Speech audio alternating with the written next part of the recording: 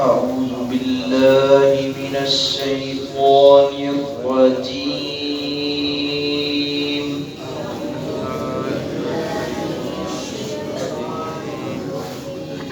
بسم الله الرحمن الرحيم.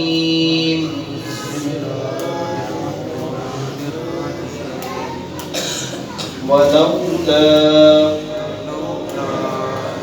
أن يكون الناس أمة واحدة لجعلنا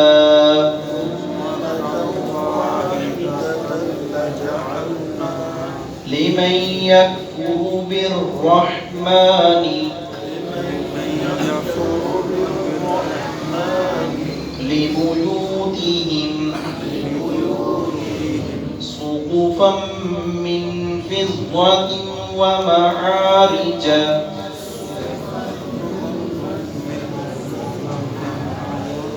عليها يظهرون ولبيوتهم أبوابا وسررا عليها يتكئون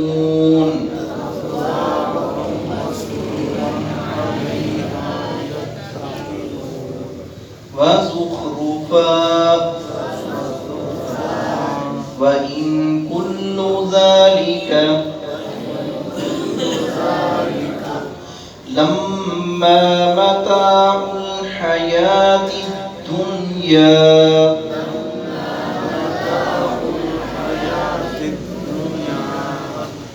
والآخرة عند ربك للمتقين.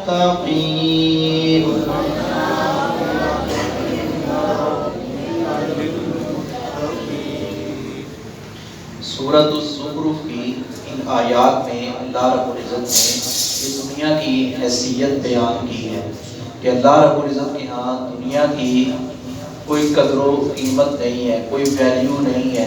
بات پیچھے ہوئی تھی، اسی سے یہ تعلق رکھتی ہے.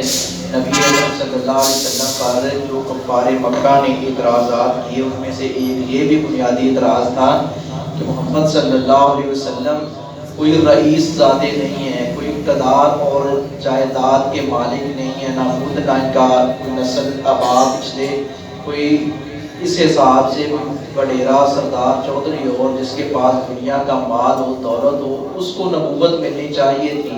تو اللہ رب العزت نے فرمایا کہ میرے نزدیک نبوت کے لیے یا مقام اور مرتبے کے اعتبار سے یہ اہمیت نہیں ہے کہ کسی کے پاس مال زیادہ ہے، کسی کے علاقے میں بلے بلے ہے تو اس کو اپنا نواز دیا جائے اور اس کو کامیاب قرار دیا جائے، ایسا نہیں ہے. اللہ رب العزت کے ہاں معیار تقویٰ ہے، اللہ رب العزت کے ہاں معیار آخرت کی زندگی ہے. یہ دنیا کی زندگی تو عارضی زندگی ہے. اسی لیے رسول اللہ صلی اللہ علیہ وسلم نے فرمایا اللہ رب العزت کے ہاں اگر مچھر کے پر کے برابر بھی یہ دنیا کی زندگی کی حیثیت ہوتی تو اللہ رب العزت کسی کافر کو ایک گھونٹ بھی پانی نہ پلاتا ہے. تو اللہ رب العزت نے اسی بات کی تردید کی ہے کہ دنیا کی زندگی کی کوئی حیثیت نہیں ہے. کامیاب وہی لوگ ہوں گے جو آخرت پر ایمان رکھ کر ایمان کے ارکان کو سامنے رکھ کر اپنی زندگی گزاریں گے، اپنی آخرت بہتر کریں گے، وہ وہاں عیش و عشرت میں ہوں گے. کافر کے لیے یہ دنیا کی زندگی ہے، متقی انسان کے لیے آخرت کی زندگی ہے اور اس کا نقطہ نظر آخرت ہی ہوتی ہے. ولولا اور اگر نہ ہوتی ان یہ بات کہ یقیناً ہو جائیں گے الناس لوگ امتم واحدہ ایک ہی گروہ.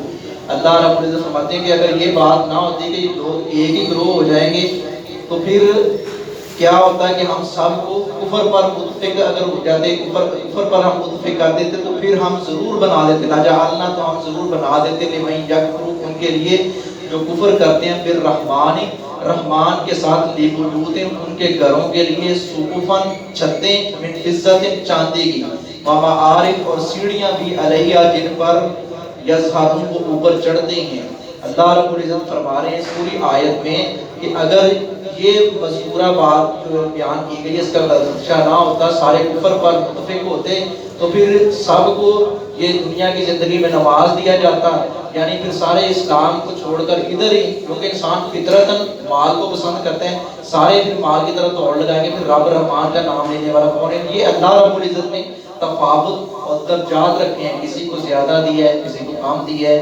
اللہ رب العزت نے دین داروں کو بھی بڑا نوازا ہے، دنیا بھی دی ہے، دین بھی دی ہے۔ اس کی کئی ایک مثالیں حضرت عثمان تھے، حضرت عبد الرحمن بن عوف تھے۔